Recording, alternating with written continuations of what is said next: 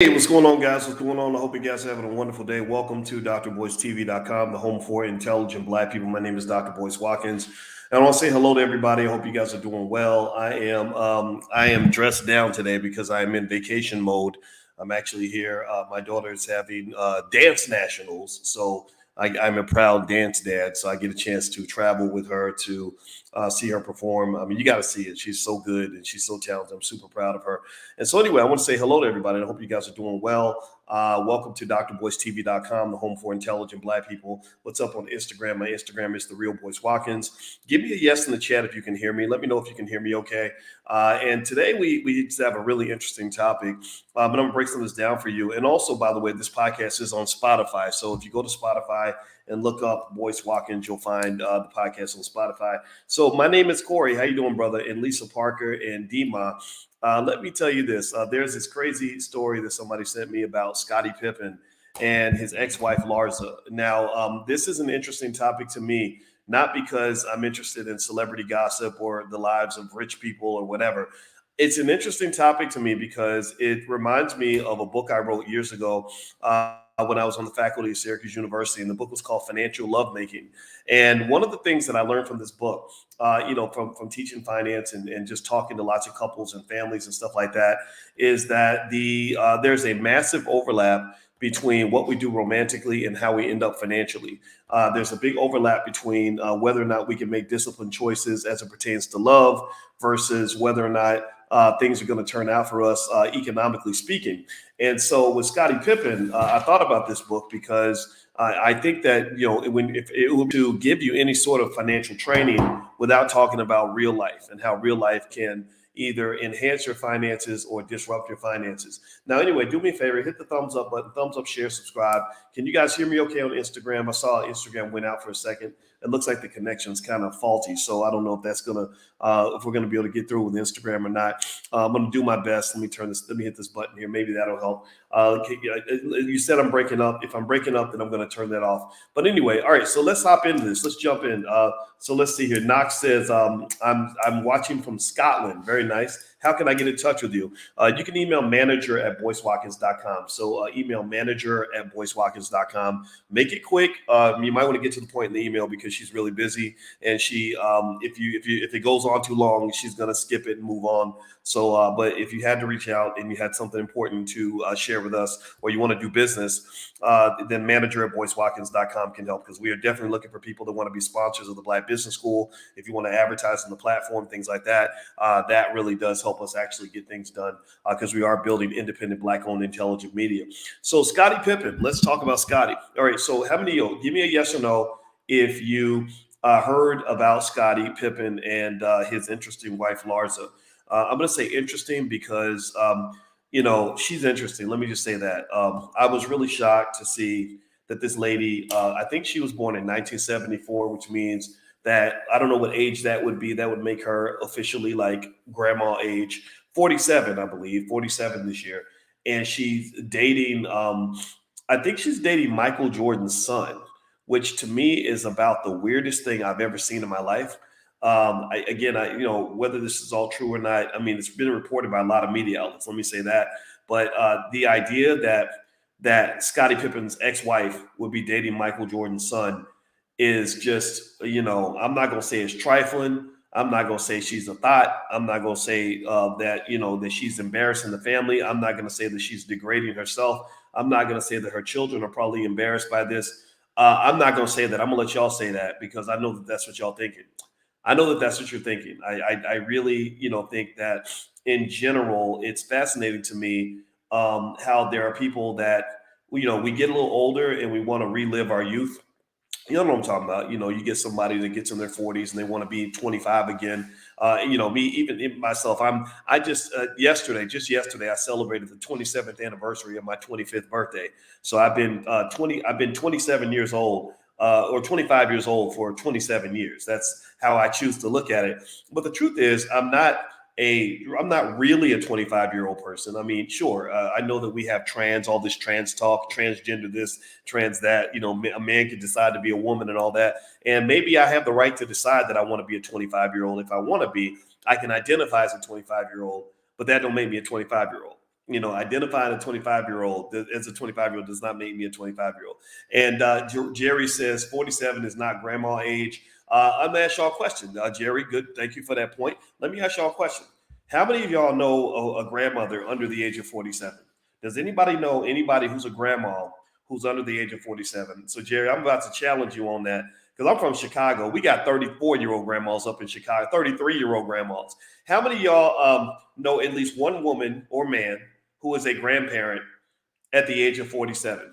Anybody? Any 40-something-year-old grandparents in here?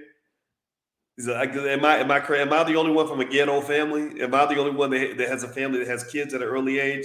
What do y'all think? Yeah. So I'm gonna have to challenge you on that, Jerry.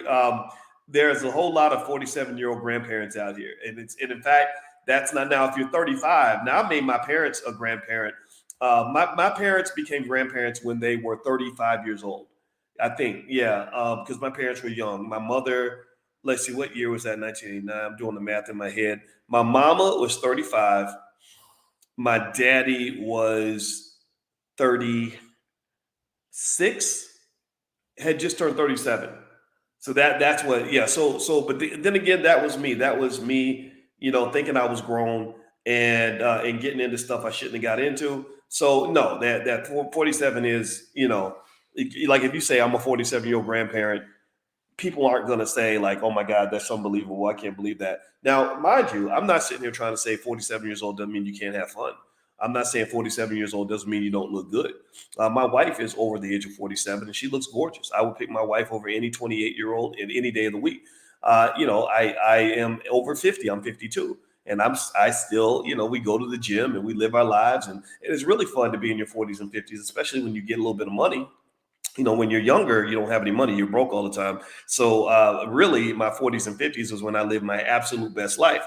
However, there are responsibilities that come with being a certain age. There's an expectation from the community, from your children, from your family that does come with a certain age. And unfortunately, we live in a world where people don't believe in things like accountability. So Scottie Pippen's ex-wife, Larsa, is doing some interesting things. So she was married to Scottie for about 18 years. I think I got to look up the math. And she decided to get out in the world. She was dating Michael Jordan's son, which to me was kind of strange. And where I come from, that's a little bit of a no-no, but that's life, whatever it is. And then on top of that, she just reportedly received half of his Chicago Bulls pension. Literally. This lady who, last time I checked, give me a yes or no. Have y'all ever, I've watched hundreds of Bulls games through the years, and I've never once seen a player named Larsa Pippen. Has anybody ever seen a player named Larsa Pippen? Coming in from University of Colorado, 6'6", power forward, Larsa Pippen. Has anybody ever seen Larsa Pippen play in a Bulls game? Anybody? Was she part of the Bulls management? Did she do anything but she's getting half of Scottie's retirement. And I don't know. Let me just try to be open-minded about this. How many of you think that that's unfair? And then how many of you think it's okay? Give me a yes if you think it's unfair. Give me a no if you think it's totally fair and it's fine. It's not a big deal. She deserves it. Because remember, she gave him years of, a couple decades of marriage. She had, I think, 4 of his kids. I think they have 4 children. Do you think that was fair for her to get half of his pension in addition to all the other money she got? Alimony, child support, all this stuff. What do y'all think? Okay. All right. So some of you say fair. Some of you say unfair. David says no. Carolyn says unfair. Christopher says it's unfair. Let's see here. Leslie says, good thing he didn't marry some gold digging black woman. Ooh, that's interesting. We're going to get to that in a minute. I promise you. I think it's okay, says Alvin. Melvin says, why should she? That's interesting, right? So rather than laying it out in terms of talking about the way things should be, I think it might be better to talk about the way things are, right? Rather than talking about what we would like the world to be, maybe it's more appropriate to talk about the way the world is. And so when I look at Scottie Pippen and I see what happened to him, I would expect that he's probably not entirely happy with the way the divorce has occurred, but maybe he's okay with it. What I will say, though, is that, there has to be an understanding when you're talking about your wealth and your money and everything else. There has to be an understanding of the rules, the rules. And I really wonder a lot of times if people, when they're making relationship choices, really understand the rules. If they really spend time thinking about, well, what's at stake here? What's going on? Because here's the thing. Scottie isn't just the money isn't the biggest thing that Scottie has lost in this marriage. I mean, first of all, he did lose his wife and his family. I mean, that's sad enough. But then also there's something about losing your dignity, losing your reputation. Your wife is, she's out dating nasty guys like the rapper Future. I think Future has eight kids with eight babies mamas or something like that. So she's, digging to the bottom of the barrel in terms of just absolute low quality men. Like, I remember Kevin Samuels started that whole conversation about high value, low value.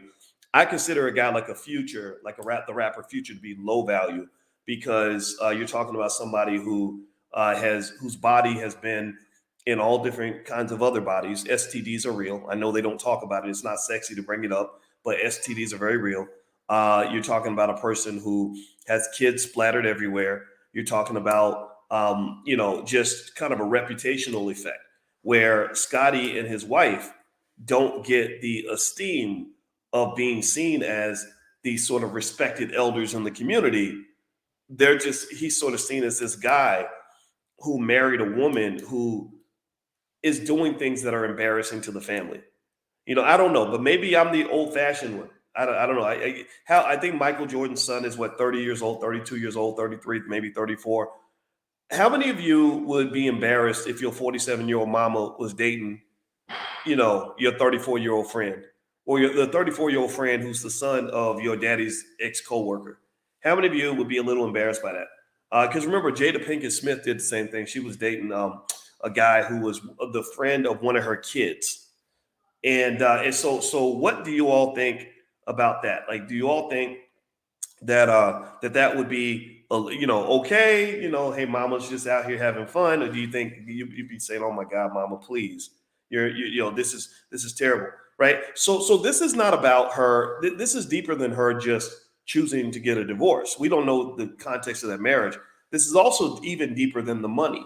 Her getting the money, we can debate as to whether or not she earned it, right? The value of a wife is huge. Wives go through a lot. Wives are important for support. If I got a divorce, I would totally be okay with my wife getting some of my assets and some of my resources. But just from a financial intelligence standpoint, one of the things I'm really wondering is whether or not Scottie was really thinking strategically in terms of how he selected the mother of his children. I'm going to tell you the truth. I'd be embarrassed as hell. I'd be embarrassed as hell. When I went shopping for a spouse, yeah, I did. I was shopping. I was single and I met women and I would just kind of evaluate. I knew I didn't want to be a player forever or anything like that. It's not even appealing to me. I wanted a good woman. So when I was shopping, I evaluated lots of beautiful, intelligent Black women because I meet women, and you go to 100 cities a year, you're going to meet women, and one of the things that I was looking for was class and dignity. I was looking for first number one thing I was looking for was a Black woman, and I think this is something to be said, right? I'm going to tell you the truth, and again, maybe I'm biased. I know I'm biased on this. I'm not going to even pretend like I'm not. But can you all think of any example where a man was married to a Black woman who did stuff like this? Seriously, can anybody give me one example? Give me one name of any Black man celebrity who was married to a Black woman where she went and was dating guys, 15, 20 years younger than her, hanging out, sleeping with rappers after the divorce, like it then took half his pension to go with it. Can anybody give me the name of any Black woman who's done that? Jerry says, Sister Alicia is not Black. My wife is blacker than you, Jerry. So you need to shut up with all that nonsense. My wife grew up in the hood and she's Black and she's 100. So I laugh about that. But then again, sometimes people think that because you light skinned, you can't be Black. I think that's stupid. Can anybody think of any celebrity? Okay. Oh, well, Will Smith. There you go. Will Smith is an example. Thank you. Anybody, any other examples? Okay, Robin Gibbons. I don't know. I don't know who did Robin Gibbons marry that when they were married, for a while, and then they got a divorce, and this kind of chaos happened afterward. I don't know. Again, so I'm going to say this. I'm going to go ahead and just put this out there. When I think about Scottie and Larsa Pippen, I also think about other celebrity couples out there. I think about Kanye Kardashian.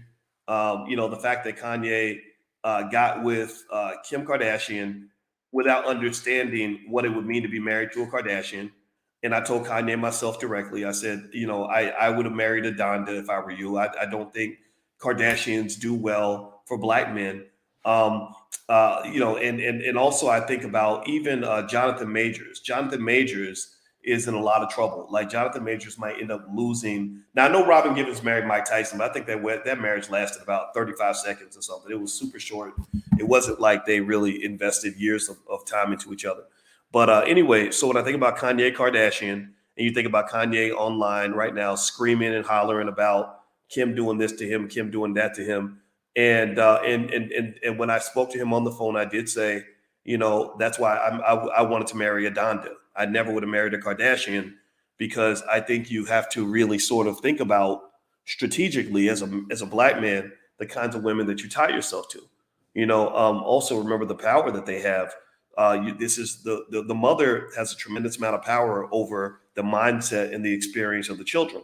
So if you are marrying some woman who feeds into maybe a sex addiction that you have, maybe you want the nasty stuff. So you say, oh, I saw your dirty tape and I want to get a spouse. I want to marry the lady who made that nasty tape. Well, I think you have to think a few years into the future and say, what kind of mother and grandmother is she going to be? How is she going to represent the legacy that I'm seeking to build? If give me a yes if you understand what I'm saying. If I'm building an empire and I'm trying to be a king, is she an appropriate queen? Or maybe she would have been better as a concubine. Again, I just think that some of these decisions don't make sense. You saw Jonathan Majors. He's losing everything. Jonathan Majors is losing hundreds of millions of dollars. Marvel's probably going to move away from him because he got into that domestic violence situation. Now he shows up in court. He's got the black woman by his side, Megan Good. And what this reminds me of is how many times the black woman has come through when black men go through the shit. Like you think about when O.J. Simpson was, in his situation, a lot of black women were more likely to believe he was innocent than even black men. My wife talks about her grandparents used to argue about O.J. And her grandmother swore O.J. was innocent, and her grandfather said no, he did it. Because men, we can see, game recognizes game. We can see right through it. We're like, no, yeah, he probably did it, but the grandma was like, no, he did not do it. And it reminds me of like you have these loving mothers who believe their baby didn't do it no matter what, no matter how much evidence there is, right?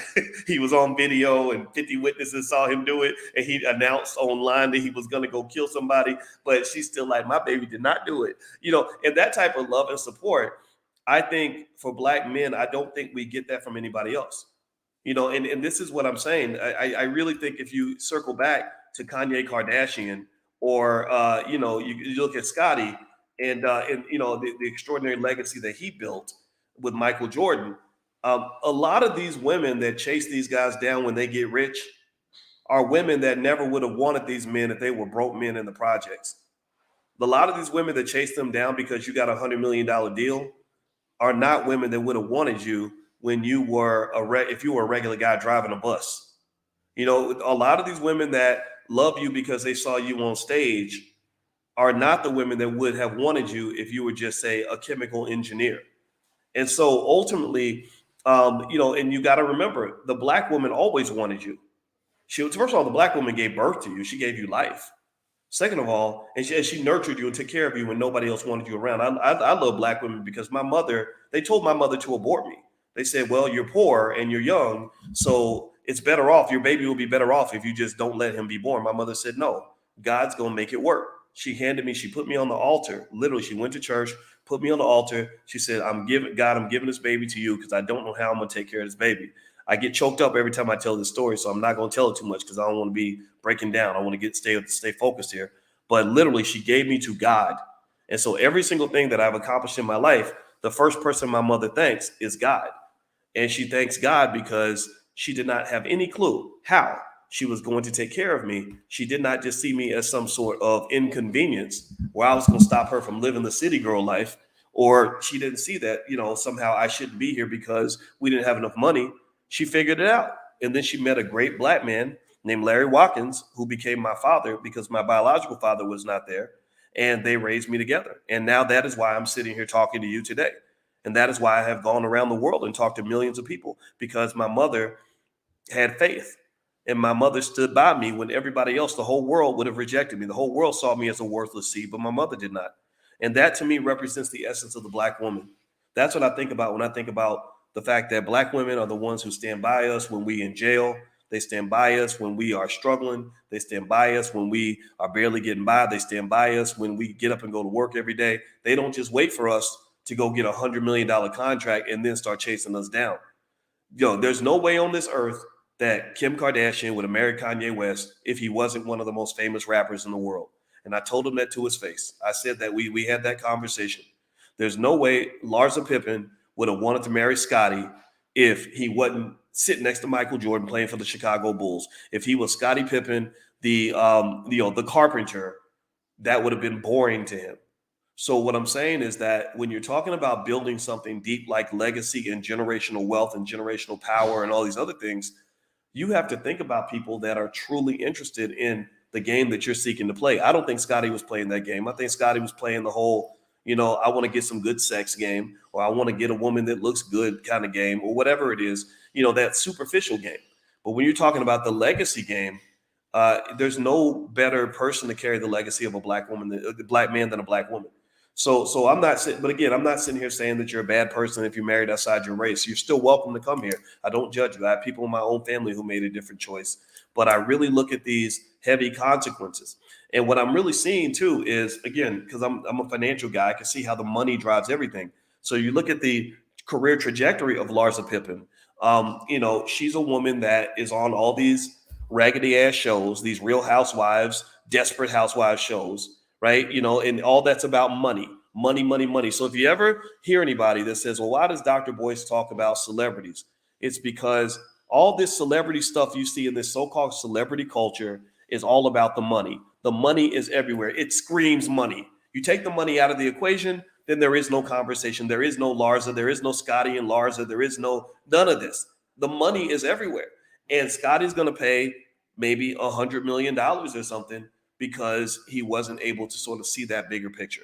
Now, anyway, do me a favor. Please hit the thumbs up button. Thumbs up, share, subscribe. My name is Dr. Boyce Watkins. You're watching drboycetv.com, the home for intelligent Black people. If it sounds a little bit different or my background's different, I apologize. It's because I'm actually on vacation with my family. My daughter I'm a dance dad, and she's in the Nationals this week. So I had to be here. So we're here for that. So that's why I have a different background, different look, and all this other stuff. But I just want to talk to y'all because I talk to y'all every day. That's what I do. And also, I have a book on money and relationships called Financial Lovemaking. So feel free to go to Amazon and pick up a copy if that's of interest to you. And also, the All Black National Convention happens October 20th in Atlanta. So if you'd like to join us at the All Black National Convention, just go to allblacknationalconvention.com. All right, so let me dig a little bit deeper into some of this. So with Scottie, this is crazy. Basically, according to The Guardian, they said that Larsa Pippen has been reportedly awarded some of her husband, Scottie, his retirement fund. The couple's divorce was finalized December 2021, following 24 years of marriage and 4 children. They first split in 2016, then they reconciled. They split for good in 2018. Now Larsa is going to get a big chunk of that money. They also said that she's recognized as an alternate payee on the 401k savings plan trust, and the court awarded her 50% of whatever was in their account closest to the date of their separation. So this means that based on their date of separation, 2016, she gets half of what was there in 2016. So what they said then is that if that money has been removed, apparently, from what I'm gathering, from what I'm reading, if there are no assets in the account, or let's say he moved his money out and said, I'm not letting her have my money, she's going to get all the money in the account, and then I think Scottie will still owe her money, right? So if there was, $5 million or 10 million or 20, whatever the number is, that, they're going to go buy the amount that was there in 2016. And if he took it all out or withdrew some of it, he's going to owe her a tab. He's going to owe her a bill. I think this is interesting. I think this is crazy. I also think about some other scenarios where you had Zion Williamson, another NBA star, who's just in this really interesting situation with a lady, a porn star, Mariah Mills, I think that's her name, who's kind of acting crazy online. And this goes back to something I've said a million times, and I'm going to say it again. You have to really think about all your weak spots. If you're talking about protecting wealth, there's 4 stages to being rich. One is learn where the money is. That means you must be financially educated, especially if you can be educated at an early age. You got to expose your kids to finances early so they know where the money's at. A lot of people want money. They don't even know where it is. How the hell are you going to get money if you don't know anything about money? That doesn't make any sense. It's like me trying to be the best hunter in the world. I don't even know how to shoot a gun. I don't know anything about the woods or the wilderness. That would be insane, right? So number 1, figure out where the money is. Number 2, make a plan on how you're going to get the money. Number 3, execute the plan. A lot of people do a lot of talking, but they don't follow through. That's why they don't have anything. Number 4 is you must protect what you accumulate. After you've accumulated the wealth, you must protect your wealth. Protecting wealth isn't just from insurance policies and trusts and diversification of your portfolio. Wealth protection even goes into your personal choices and protecting your wealth from your vices. The 4 vices that tend to bring a black man down are sex, drugs, alcohol, gambling. Sex, drugs, alcohol, gambling. Sex, drugs, alcohol, gambling. So when you talk to your sons, let them know those are the 4 things Dr. Boyce said that tend to destroy men. Men that go down, they tend to go down in one of those 4 areas. So when you see a black man or even a white man go down, I want you to figure out which of those 4 vices got him. Which of those 4 demons took him out? Like when Will Smith went up on stage and punched out Chris Rock, he went up there and he said, Denzel Washington just told me that when you're doing well, when you're on top, that's when the devil comes after you the most. Well, what is the devil? My wife is an expert on the subconscious mind. She says the devil isn't just this mythical creature that lives in underground or in a big pit of fire. That's one interpretation of the devil. The other interpretation of the devil could be your demons. Your demons.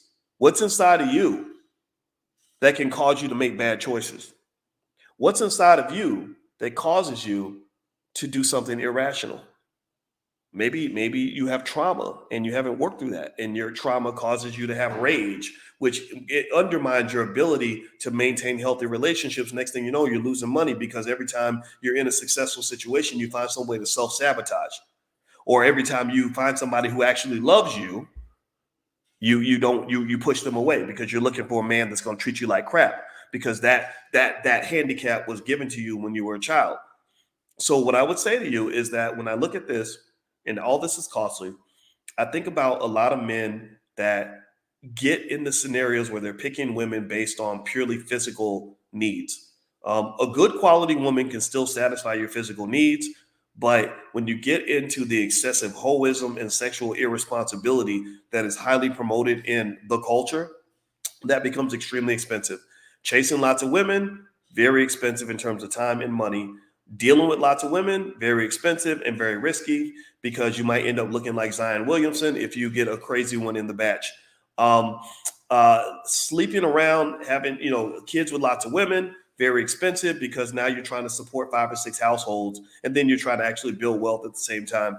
I don't know how to help you at that point, because you've expanded your kingdom too far. That's how the Roman Empire crushed, because the Roman Empire overexpanded. Whenever a kingdom overexpands, they tend to be at risk of crumbling, because so when you have 5 kids with 5 women and 5 households, you've overexpanded your kingdom. You're not making 10, 20 million a year like that. So it's very difficult for you to build on top of a broken construct in that way. So with Scottie, I'm looking at this and I'm thinking that, when you're talking about making these choices, I encourage everybody to really understand that sometimes you got to learn how to get out of your own way. When you're on this journey of wealth and success, you have to figure out where your issues are, where your weak spots are, and overcome that so that doesn't cause you to make bad choices. Let me give you an example. There was a man who had a drinking problem who went to a casino and he was worth $20 million. Well, he started drinking because casinos know that when you are drunk, you make dumb financial choices. So that's why casinos give you free alcohol. Give me a yes if you're following this. So uh, they're giving him free liquor and they're giving him extra liquor because he's betting, he's making big bets.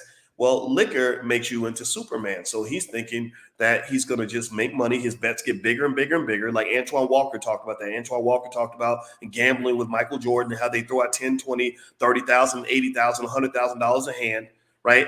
And next thing you know, this man loses like 18 out of $20 million of his net worth because he got drunk and he was gambling more and more and more because he wasn't thinking rationally anymore. So he sues the casino and says, it's your fault. You should have known that I was going to over gamble because you kept giving me liquor and you were basically getting me under the influence. You've heard that argument that it's your fault that I drank too much. I don't buy that nonsense, to be honest with you. He didn't win the lawsuit, but that's one example where those four vices can be very costly. So what I would say to you is that if you're really trying to be solid and you're really trying to be successful, men or women, I would really encourage you to put yourself in a space where you can do enough self-criticism without overdoing it. Keep your confidence, but you want to do enough self-critique to say, where are my weaknesses? When I make a mistake, where does that usually come from? When I put myself in a bad situation in relationships, what's driving that? And one good place to overcome that would be, say, therapy. Therapy is something that Black people tend to act like is a bad thing. I think therapy is the most wonderful thing that's ever happened to me. I hit my therapist up regularly and tell her how much I appreciate our conversations. And I don't go to therapy because I have anxiety and depression. I go to therapy because I want to figure out my weak spots so I can show up as a better man for the people who are depending on me. So therapy also will help you save money. Individual therapy will help you elevate your consciousness so you kind of know where your issues are, right? You might say, oh, okay, I realized I was traumatized because my daddy left when I was a baby, and that's caused me to seek out unhealthy relationships because I'm overcompensating for some kind of a void. Or I remember when I was in the third grade and I got rejected publicly and it hurt my feelings so much that every time I've been in a relationship, I run away because I'm scared of getting hurt. Right. And so when you learn how to kind of manage that stuff, it makes you a better person and it allows you to not lose opportunities or good situations because you got triggered or because some issue popped up, right? And or some addiction that you may have, some that leads to bad decisions. So long story short, that's what I see, right? I see these guys that I get it. I know why you picked that beautiful woman with the big booty. I understand. Booties are nice. But the thing about it, though, is that I doubt that there was any sort of long-term thinking to say, how's this going to play out 10 years from now? Or how's this going to play out with my kids? Or is this really going to help me achieve the long-term goal that I have for my life? And I don't see a lot of people that really talk that way. And that's really unfortunate because a lot of young people ruin their lives. And it makes me very sad. And part of the reason I get out here and have these awkward conversations where sometimes I get negative, sometimes I get people that get mad at me and they call me names and they attack me. But I do it because I'm like, well, somebody's got to do this shit. Somebody's got to have these discussions. So anyway, do me a favor, hit the thumbs up button, thumbs up, share, subscribe. And actually, I'd be remiss not to mention that my wife actually is a therapist because I know that I'm crazy. I'm certified crazy, and I'm okay with that. And her website is coachingwithdralicia.com. So she does see clients individually and collectively. So if you have an interest in learning more, feel free to go to her website. It's coachingwithdralicia.com. And I'm just super proud of my wife. I'm proud to be married to a smart Black woman. And she's in the kitchen right now. She's probably hearing me say all this. So I'm trying to earn some brownie points. But anyway, all right. So let me hop back in and get to the final conclusion on this. So we started talking about Scottie Pippen and this whole thing with Larsa, his wife, and that kind of nonsense and chaos that's going on there. I wish him the best. This conversation is not at all about Scottie. It's really actually about you. And it's really about you and your economics and also your well-being overall. I think that there is something to learn in all these situations. I look at, and in my mind, I'm compiling Scottie's situation with other public figures, Jonathan Majors and his situation. I think about Zion Williamson, the NBA star, and his situation. All of these are three black men who have lost or are at risk of losing probably at least $100 million because of questionable choices as it pertains to women. You could throw Kanye West in there too. In fact, Kanye lost something more important than money. He's losing his mental health and also his maybe losing his children. At least if you want to ask Kanye about this. And so ultimately, what I would say to you is that constructing a family is similar in terms of to almost constructing a building. You know, if you construct a building, the building has to be built on a solid foundation. If you're constructing a building, the building has to have a solid structural layout to it. If you're building a building, you got to make a plan. You got to architect a nice design for the building. You have to make sure it's made out of solid material so it can withstand storms and hurricanes and earthquakes and everything else. And what I would say to you is that the same thing is true when you talk about constructing a solid family or a solid institution of any form. Your family is the most important institution in your life. So what I would say to you is that as you're structuring this, as you're choosing that woman, choosing that man, choosing that situation to enter into, choosing that business, whatever you're choosing, I want you to really think about all those sorts of factors. I want you to plan. I want you to think carefully about things. I want you to imagine all the what ifs. Imagine all the storms. For example, somebody asked me, did I get a prenup? Yeah, I did. And the reason I got a prenup was because my wife doesn't want to lose her stuff to me, and I don't want to lose my stuff to her. So even though we love each other, we plan on being married for the next 10 billion years, divorces do happen. That's a very real thing. I mean, shit, sometimes, you know, I'm sure I'm enough of an asshole that maybe I would divorce me if I was married to me. I don't know. I can't tell you what the future is going to hold. I would never sit here and realistically tell you that I know for sure I'm going to stay married forever. I know that I'm going to try. I know that I'm doing the work. I know that I'm going to therapy. I know that I have, I love the hell out of my wife. I know those things, but do I know what the future holds? No, I'd be naive to say that. So, but one of the things I can tell you in terms of a little secret is that when I chose the kind of woman I wanted to be married to, I preferred not so much a woman who had nothing to lose, where I have everything to lose. I was actually partial to a woman who has something to lose herself, right? And that wasn't just for marriage, that's for anything, any sort. See, what people don't understand is that when you choose to be intimate with another person emotionally, physically, or otherwise, you're always taking a risk. You're always taking a risk. And the more you have to lose, the more of a risk you're taking.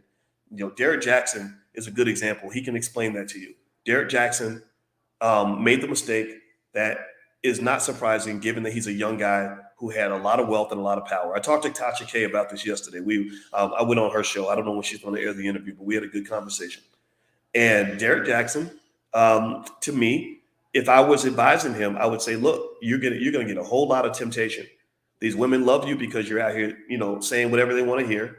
So they're going to, in their head, form a fantasy that you are equivalent to their dream guy. And some percentage of those women are going to offer you whatever you want, and it's going to look real good. It's going to be real tempting. But just understand that every time you choose that, any woman that you choose to hang out with, you are taking a risk. You are taking a risk that she's going to go to the internet and tell everybody that she slept with you. You're going to take a risk that she's going to blackmail you and say, hey, I want you to leave your wife now. And you say, well, I'm not going to leave my wife. Well, you hurt my feelings now, so that makes you a bad guy, and I can go out here and I'm going to just destroy you. And I don't know if men realize that when you are intimate with a person in that way, you are putting everything on the line. So just like if you go buy an asset that's very valuable, you get insurance on the asset. You protect yourself. Some people use NDAs. A lot of celebrities make people sign non-disclosure agreements. But then there are people out here who don't care about NDAs. They'll violate your NDA in a minute. They'll say, hey, you know what? If I go down burning, you're going to go down burning too. We'll go down burning together. There was a whole Black Mirror episode about that, by the way, where the guy, at the end of the episode, that's what happened. The guy didn't want to share. So he said, fine, if you won't let me have anything, then you'll have nothing too. So he went and he just destroyed everything that he valued.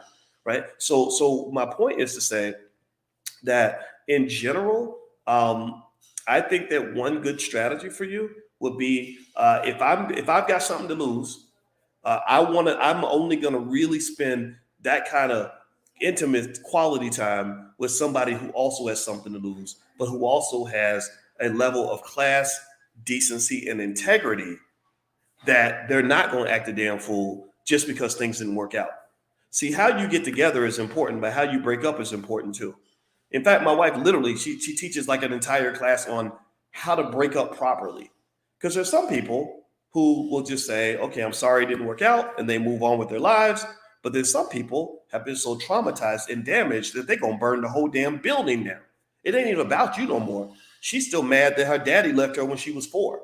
Or he's still mad because his baby mama broke his heart when he was 19 years old. So that's why he's stalking you and cutting your tires and threatening to kill your new boyfriend, right? Because he has issues that he never overcame, right? So ultimately, watching people and how they behave, I think for example, one question that I ask myself when I've ever brought a new person into my space is I like to hear stories. Like I would ask, like, how would that person treat their worst enemy? Like, give me a time where you were really mad at somebody and you just were sick of them. How did you handle that? I don't ask it directly, but you can, if you listen long enough. That's nothing people don't do. They don't take time. They don't, again, with investing, and there's no bigger investment you're going to make than your body, your life, stuff like that. This is bigger than money. But even with financial investments, one of the first things that they'll tell you when you make a financial investment is to vet out the thing you're invested in. You have to do what they call due diligence. Give me a yes if you've heard that term, due diligence. Type due diligence in the chat. So you do due diligence. So with that man, you got to do due diligence. You can't just sort of jump in and say, "Oh my God, he's so handsome, and he said one thing that was very charming. Now I'm going to dedicate the rest of my life to him and give him my access to my body." No, due diligence. Due diligence might mean that I'm going to have at least 30 conversations with you before I even go on a one date with you. Maybe that's it. Maybe that's due diligence. I don't know. Whatever it is for you, but people don't do due diligence because a lot of times, if you do due diligence and you take your time with people, crazy people will show you that they're crazy at some point. Like they can hide the crazy for a while, but they can't hide it forever. And also, if you create a space where they're honest and open and you're not judging, you're just listening, they'll eventually tell on themselves. They'll eventually show you what they're really all about. And or at the very least, you'll have information that you would have had. Think about this. A lot of times when somebody disappoints us or we end up kissing a frog, it's something that gets revealed that would have been revealed if we'd taken the time to do due diligence. Like we would have found that out if we'd had maybe a few more conversations before we took that first kiss. Because once you make that first kiss, it's a wrap. I've read entire books about what happens in your brain when you fall in love. I literally read a whole book. The book, I think the one I read, it might have been called like Love Slaves or something. And they literally talked about how the fact that when you when you kiss somebody or touch them for the first time, it's like a trigger switches inside your whole entire body. You go into a whole different space. You're literally like a high on a drug. And people on drugs don't make good decisions. So if I want to be smart and I want to protect all of this and everything I got, then I'm not going to let you put me in that vulnerable space until I can trust you. Now think about it. The smart people don't get drunk around strangers, right? So why would you allow a stranger to get you so emotionally tied up and so romantically tied up into something that you're not able to make rational decisions? If you don't know that person, haven't known them long enough, then they technically are strangers. So just be really careful with that. I know I'm sounding preachy right now. I don't mean to do that. I hope it's okay if Uncle Boyce came to the conversation. I'm just sort of giving a stream of consciousness in hopes that it'll help somebody. But I really think a lot of this stuff can be prevented. We're all going to make mistakes, right? We're all going to make mistakes. But at the same time, some of us make more mistakes than others, and some mistakes are easily preventable. But you have to walk away from the culture. I think the culture is designed to teach Black people how to destroy their lives. The culture is designed to teach you how to ruin your life at an early age. Any culture, especially hip hop culture, any culture that is marketing drug addiction to young kids before their brains are fully developed, that's marketing sexual irresponsibility and the spread of STDs and babies' mamas and all this other stuff, all this trauma that you're inflicting on children who are coming into this world without any sort of stable infrastructure because their parents didn't take the time to develop a proper structure for them to be born into. Anything that's mass promoting financial irresponsibility, mass promoting ignorance. I mean, seriously, have you ever like turned on the TV and just saw some black person who makes like 1,000 times more money than you, who's super famous, who is literally can't even pronounce their words right, literally can't even read, and but yet this person is getting invited into spaces that intelligent black people will never get invited to. I mean, seriously, it's got to be infuriating, and this is why from the very beginning, I wanted this platform to be for intelligent black people. I'm not talking about people that have a bunch of degrees and all that. I'm talking about just people that are just sick of the nonsense. People that want that believe we can do better, that want something better for our culture, something better for our people. Because this ignorance out here is absolutely disgusting. And you see the fallout of this. You see the toxic waste from this culture everywhere. Everywhere you turn, all you're seeing is black people getting shot, black people having babies out of wedlock, black people, doing horrible things to each other. And it all gets promoted and celebrated, and it's seen as like black excellence or something because this person got a Grammy or whatever. No, I don't look at your Grammys or your Oscars or any other crappy stupid award that white people gave you. I'm looking at who you are as a human being. I'm looking at your integrity. I'm looking at how you treat your family. I'm looking at how you carry yourself. I'm looking at whether or not you're actually doing things in your life and in the lives of others that makes their life better. Because if you're toxic, I don't care how much money you have. White people since slavery have always rewarded black people for being toxic. So that's, so it's got to be bigger than the money, black people. It's got to be bigger than the money. So anyway, I'm done. Thank you so much for listening. And actually, this makes me think about a video I shared today on Instagram. My Instagram is the real Boyce Watkins. Feel free to follow me on Instagram. And it's from a rapper named Young Miami. I don't know if she's a rapper or what. I've never heard her music. I think she dated Diddy or something. And she literally just goes in this video and she says, "I'm a whore." And she's proud of it. Like, I'm a whore, And I'm sitting there thinking, no, you need therapy. Like something's wrong with you. Like you shouldn't be like, it's okay. I mean, everybody likes sex and stuff. That's fine. And I'm not judging that. But why are you just so proud to be a whore? And then the guy, Jason Lee, shout out to Jason Lee. I don't know him, but I know he runs Hollywood Unlocked. And he asked a really good question. He basically said, well, would you want your daughter to be to do the same thing you're doing? They call them city girls now. I guess city girls like a new term for hoe. But anyway, so he asked her, like, would you want your daughter to be a city girl? And she's like, no, she ain't gonna be no city girl. Well, why not? Why, that's what you are. Like, why wouldn't you want your daughter to do the same thing? No, I want her to be raised different because I was raised in a certain way that made me. And I like what she was saying, right? She really hit the mark on the head when she explained that she was conscious enough to realize that it was the dysfunction in her upbringing that led her to want to be the city girl, hoe, whore, whatever she's referring to herself as, right? So she's smart enough to know that there's something wrong with that. But but at the same time, she's also saying, I want better for my daughter. First off, there's nothing wrong with it. That's a good thing, right? Because, for example, my father, he was technically what you might call a thug for part of his life. He would say, yeah, I was a thug, or yeah, I messed with drugs or whatever. But then he would say, I don't want that for my kids.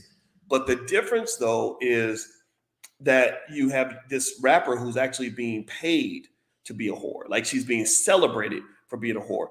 And while she can acknowledge that it was dysfunction that made her into who she is, she's spending time sort of living and getting comfortable in the dysfunction rather than addressing it and getting help to overcome the dysfunction, right? So it's like, if you think about this, right? Think about R. Kelly.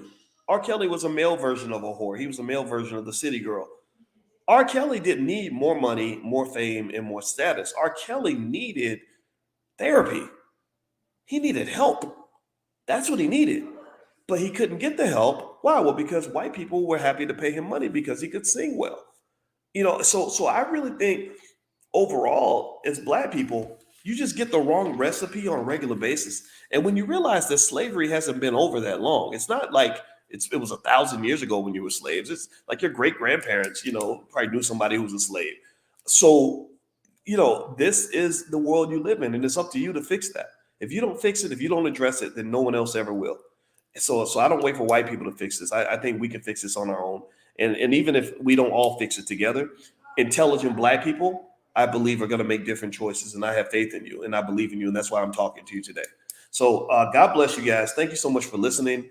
I appreciate you. Also, my new book is called The 10 Commandments of Black Economic Power. So feel free to take a look at that. Also, my wife's website is coachingwithdralicia.com. So if you have an interest in therapy, stuff like that, she's kind of become like the B1 therapist. So a lot of intelligent Black people, work with her on things, and she's really good. She's a full professor of social work and a licensed therapist, and she's also a certified trauma specialist. So feel free to go take a look at her website, coachingwithdralicia.com. Last but not least, if you have an interest in the financial stuff, you can go to my website, boycewatkins.com. I have a free training called How to Make Money Without Working. Feel free to go take a look at that. Or if you're on Instagram, just hit the link in the bio. This podcast is on Spotify. So if you look up Boyce Watkins on Spotify, you can find it there. So God bless you guys. Thank you so much for listening. I'm going to go hang out with the family, and I'll see you guys soon. Take care now. Peace.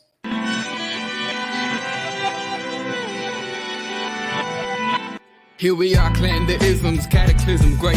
Our people out here struggling, trying to make it in this state.